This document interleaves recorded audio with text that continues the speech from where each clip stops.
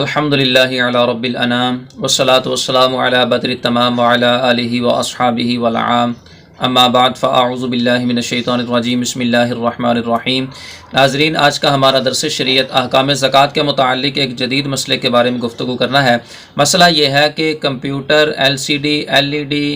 لیپ top, اس کے علاوہ جو الیکٹرک اشیاء ہوتی ہیں ان کے اوپر زکوٰۃ کی شرعی حیثیت کیا ہے۔ تو اس حوالے سے مسئلے کی 3 صورتیں بنتی ہیں۔ پہلی صورت تو یہ ہے کہ ان اشیاء کو خریدا ہی آگے سیل کرنے کی نیت سے ہے، جیسا کہ ہول سیل دکانوں کے اوپر عموماً ان اشیاء کو آگے سیل کرنے کے لیے ہی خریدا جاتا ہے، لہٰذا ایسی صورت میں یہ اشیاء اموال تجارت میں داخل ہوں گی۔ جب یہ اموال تجارت میں داخل ہوں گی تو شرعی اعتبار سے ان کے اوپر زکوٰۃ بھی لازم ہوگی۔ زکوٰۃ کی جو ہی بقیہ شرائط پائی جائیں گی 2.5% کے حساب سے وہ شخص ان اموال کی بھی زکوٰۃ ادا کرے گا۔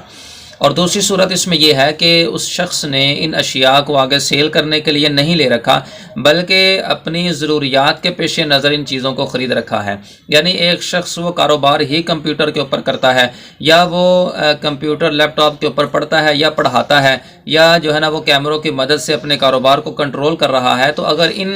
اس طرح کی چیزوں کے لیے وہ ان اشیاء کو خریدتا ہے تو یہ حاجات اصلیہ میں داخل ہیں،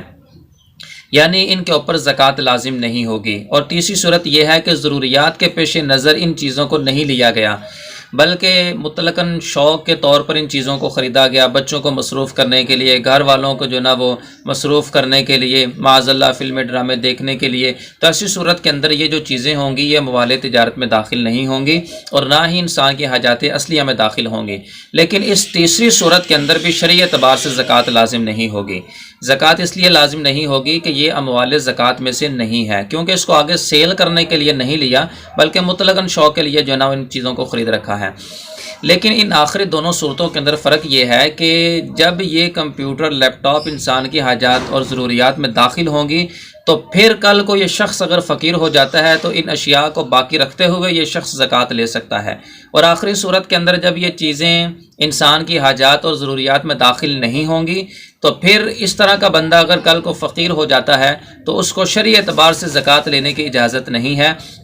بلکہ اس کے لیے حکم یہ ہوتا ہے کہ ان اضافی اشیاء کو جو اس کی ضروریات سے، حاجات سے بڑھ کے اضافی ہیں، ان کو سیل کر کے اپنی ضروریات کو پورا کریں۔ اس کے لیے شرعی اعتبار سے لوگوں سے سوال کرنا درست نہیں ہوتا، یعنی کہ جب یہ چیزیں جو انسان کی ضروریات میں داخل نہیں ہیں یہ نصاب کی مقدار کو پہنچ جائیں تو زکوٰۃ لینے کا وہ شخص مستحق نہیں رہتا۔ لہٰذا یہ تمام چیزیں اور اس تمام تفصیل کو ملحوظ خاطر رکھ کر جو ہے نا وہ اس مسئلے کو دیکھا جائے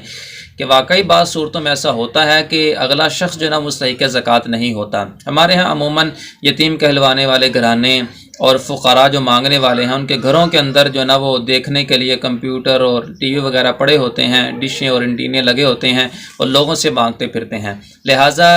شرعی اعتبار سے